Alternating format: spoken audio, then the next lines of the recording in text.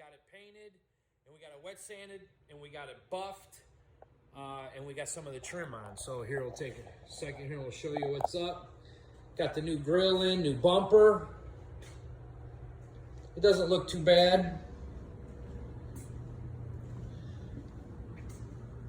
What do you guys think?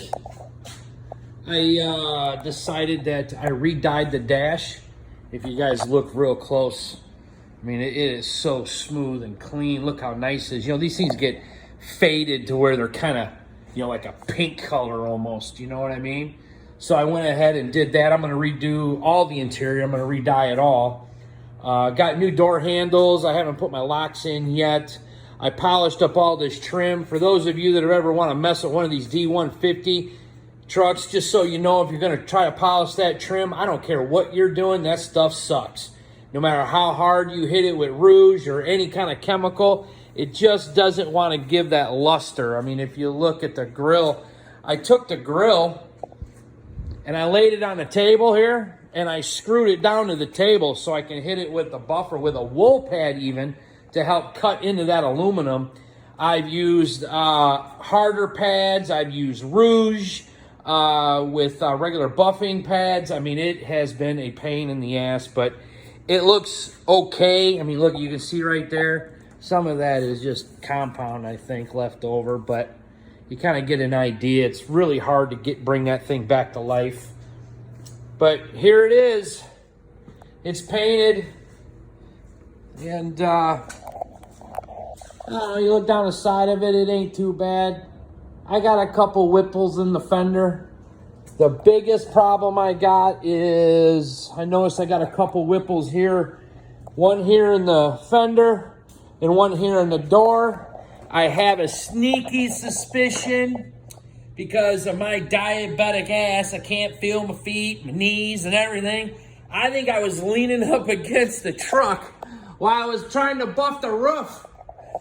I think that might have happened. So if you ever come look at the truck, you look down the side of it, and you're like, I don't know, Zolper, you got some whipples. Well, yeah, well, there's my whipples right there, my knees. Because it's right where I was standing on the milk crate, right where my knees were getting right in there, I think. And I didn't realize it, trying to lean over to buff, you know, all through here. It was kind of a pain in the ass. But it is what it is. Believe it or not, let's see if you guys can see it. I don't know. Oh, there it is. Yeah, see it right there by that hose? See it? You can see it right there. Ain't that a bitch? And then right over there, right there, you can see it. Right where I was leaning against the truck. So I'm going to call a buddy of mine. He's actually been on the show. And I'm going to see what he says about possibly dent busting that. I mean, you can't see it standing here. You literally got to get down the side of the truck. But either way, you know, it's just enough to piss you off with all that work that you've done and then something stupid like that. You know, I was out here late, buffing it on a Sunday night, you know, just trying to get it done, not realizing I'm leaning up against the truck as hard as I was. Well, I guess that's just part of it. You know, maybe not now, maybe next fall, I'll probably pop the door off or the fender off, and maybe I'll redo it if we can't do paintless dent removal. It is what it is. But so there you guys have it. Put new style headlights in it.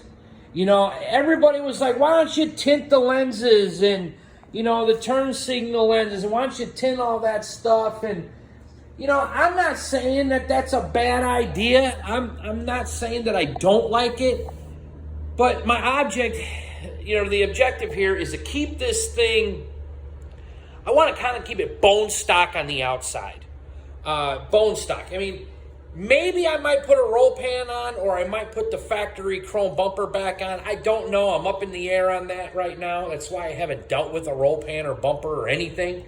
But I want to keep the outside stock appearance and, you know, 20-inch wheels, slammed, exhaust, drive it. And eventually, actually I'm working out some stuff maybe with Holly here real soon. I want to do a 5.7 Hemi because they're more affordable. And I think I'm going to do a Pro Charge setup, you know, 500-600 horse. Dependable, daily driver. Motors are a dime a dozen, so if anything goes wrong, it's not a big deal. and I actually budgeted it all out where I could probably do a 5.7 Hemi swap, freshen up the motor, and buy the Pro Charge assembly, have it in the truck running cheaper than I could probably do a 6.4 Hemi swap right now that's just naturally aspirated. So common sense would be like, wait a minute, Pro Charge, 5,600 horse, or naturally aspirated. Now, don't get me wrong, you know, the 6.4 Hemi with the Pro Charger would be great, but I'm trying to build this thing on my budget, and that's just kind of what we stick with. If we do the 5.7 Pro Charge Hemi swap in this truck, it's probably not going to be until later on in 2022, because by the time I get this thing done, guys, fingers crossed, we're doing another season of Garage Squad. We're going to be busy, and the truth of the matter is I like building this stuff, but, well, I like Garage Squad more. So this thing going to have to wait. I mean, that's all there is to it. But hope you guys have been enjoying this build. There'll be more to come. I got to get the hood on it. There it sits. And we got to start on suspension. I'm going to do a axle flip in the back.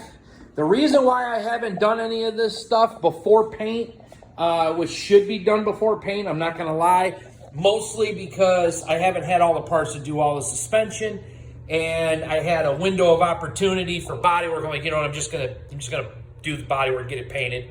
So when I'm doing all the fab work, I'm gonna have to cover up the whole truck. I mean, that's just part of it.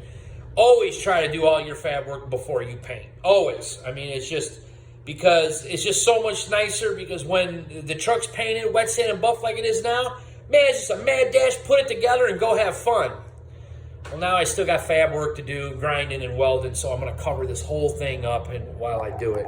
But I'm swapping out the rear end, putting a 9 1/4 rear end in it, getting rid of the 8 1/4, getting rid of that fine exhaust. And I'm going to put the axle on top of the leaf spring. That's what a flip kit is. If you notice, the axle's underneath. I'm going to put the axle under here. That gives me roughly, with that diameter axle, it gives me roughly about 5.5, 6 inches. So that's what we're going to do to the back. I am going to notch the frame. I make my own notches. I'm not going to buy one of those pieces. I actually do a half moon notch.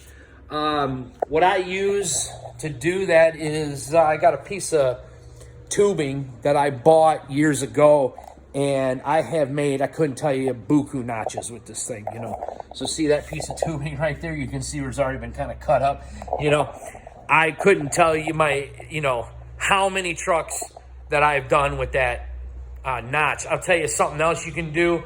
Now listen, when I tell you this, don't be a dummy so I'm not hearing about it later. A lot of times people are looking for, the right diameter, steel to be able to cut out and do their own rounded notch. You can use old oxygen acetylene bottles, but only use them if they're empty, and you bust the ends off to make sure they're empty. I suggest you fill it with water, you rinse it out, etc., etc., etc. Cut it, and then you can take that steel and you can take that rounded. It's usually, if you get the smaller bottles, it's like the perfect diameter, and you can use that. Before I had that chunk of steel, that's actually what I was using. I had an old bottle that was no good, and that's what I kind of cut up and used for a while on a couple lowrider trucks I did. So, but there you go. My buddy Brian, the Glass Guy Chicago, he will be here to put the back window in, a new windshield in, a new gasket. I even went as far as I'm doing the chrome locking strip like they did out of the factory, just because I think all the black and chrome looks good. So there you go, guys. Been a long video. Is what it is. I'm just excited. So we'll see you guys later. I'll keep you posted here as we keep going. We'll get going on suspension. I'll show you guys what's up. See ya.